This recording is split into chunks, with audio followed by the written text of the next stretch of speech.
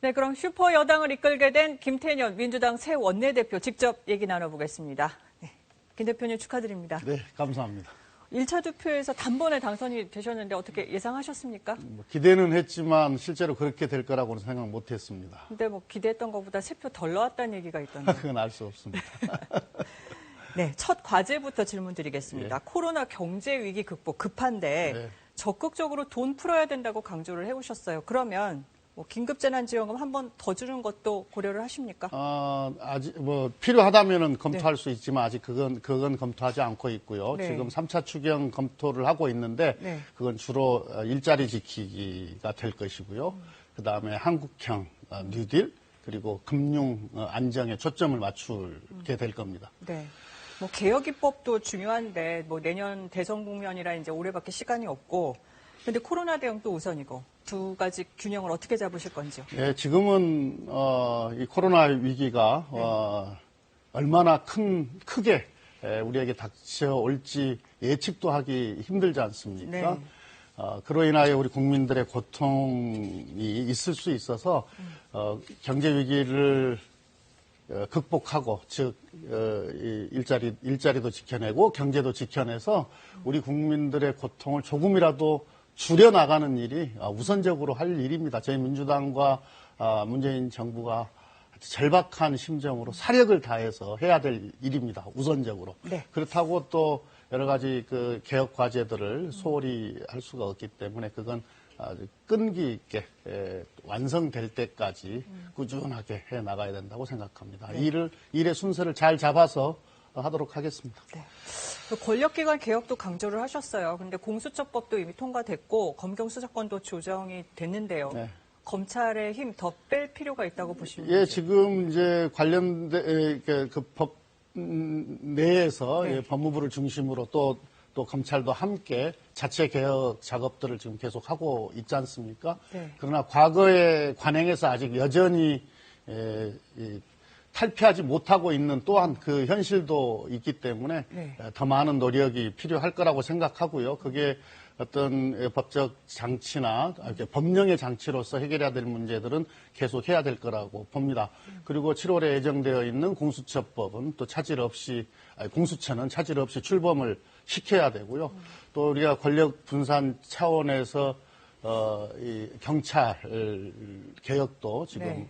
함께 추진을 해야 되죠. 또 그 국정원 관련해서도 지금 우리가 국내 파트를 다 없앴는데요. 문재인 정부 들어서서 이게 지금 법적으로는 완결되어 있지가 않아서 그 문제도 이제 해결을 해야 됩니다. 법제화에 조금 더 신경을 쓰십니다. 네. 그리고 계속 뭐 오늘도 말씀을 여러 차례 하신 것 같은데 일하는 국회로 주장을 하셨어요. 네. 상시로 일하고 네. 회의 국회의원이 안 나오면 월급 깎고 뭐. 근데 늘 나왔던 아이디어지만 네. 야당이 동의해줘야 하지 않습니까? 네. 어떻게 풀어가실 생각이나요? 글쎄요. 야당도 이걸 여야의 문제로 보지 말고 지금 그렇지 않아도 이제 혁신의 시대, 4차 산업혁명 시대의 어떤 삶의 형태나 또는 산업 경제 구조가 빠르게 변화하고 있지 않습니까? 근데 이 코로나19가 그 속도를 배가시킬 거거든요.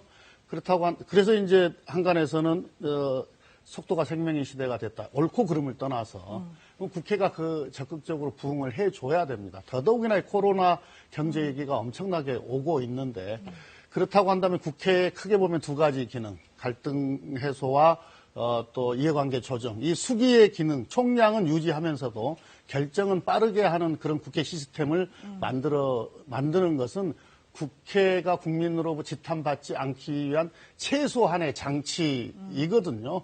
그래서 상시국회 당연히 필요하고요.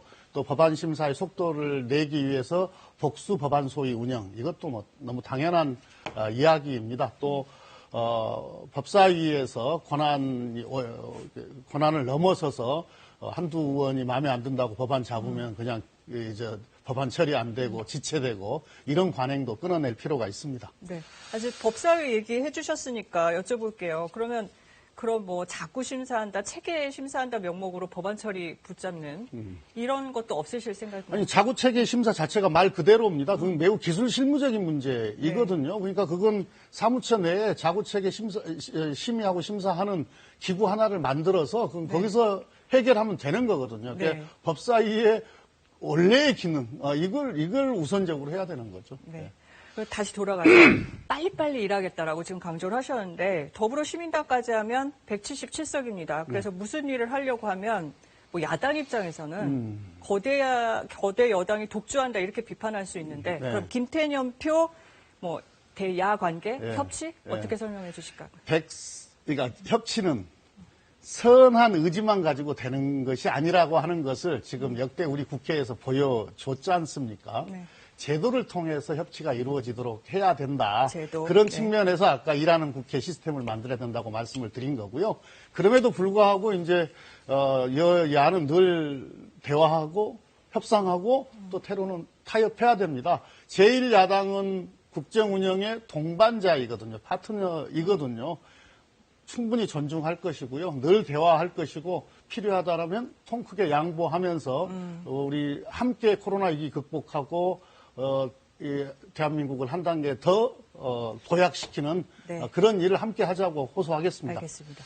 그럼 마지막으로 짧게 마지막인데 당정청 원팀 얘기하셨어요. 그러면 청와대 쓴소리 안 하시는 겁니까? 그거는 그렇지 않습니다. 제가 정책위 의장 할 때도 어떻게 당과 정부와 청와대가 늘 이견이 없었겠습니까? 그러나 사전에 충분히 토론해서 이견을 해소하고 네. 발표할 때는 원보이스로 발표하고 집행은 함께 협력해서 집행을 하는 거거든요. 국민들께서 이 집권 세력이 이 불협화음이 있고 뭐 다른 목소리 나오고 이걸 제일 불안해 하셔요. 네. 그러니까 사전 토론은 활발하게 해서 이견 해소 작업을 해야 되는 거고 국민들 보시기에는 이게 안정되게 그렇게 관리되고 집행되고 있구나 이런 모습을 보여드려야죠. 네, 안정된 관리. 네. 네, 오늘 여기까지 듣겠습니다. 감사합니다. 예.